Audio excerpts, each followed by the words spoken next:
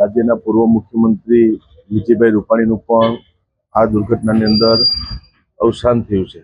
એમને પણ આત્માને શાંતિ મળે માટે પ્રાર્થના કરું છું, કારણ કે વિજયભાઈના જવાથી એક ખૂબ મોટી ખોટ ગુજરાતને પડી છે. એમના મુખ્યમંત્રી કાળનો હું સાક્ષી રહ્યો છું કે 5 વર્ષ એમના મુખ્યમંત્રી કાળ દરમિયાન મેં મંત્રી તરીકેની જવાબદારી એમની સાથે નિભાવી છે.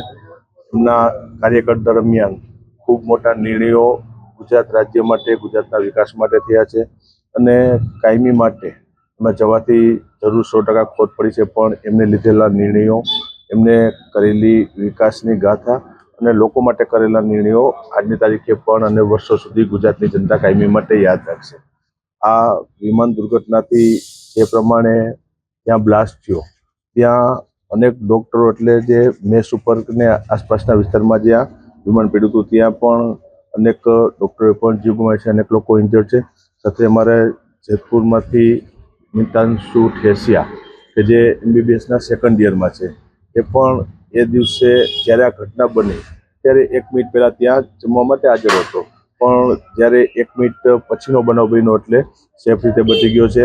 સામાન્ય ઈજાઓ થઈ છે અને આજે જેતપુર વતન આવ્યો છે. આજે એને મળવા માટે આવ્યો છું. ખબર અંતર પૂછ્યા છે, પણ ક્યારેય લોકો ન ભૂલી શકે એવી આ ઘટના બની છે અને આ ઘટનાની અંદર જે લોકોએ એના જીવ ગુમાવ્યા છે એમના આત્માને શાંતિ મળે માટે પ્રાર્થના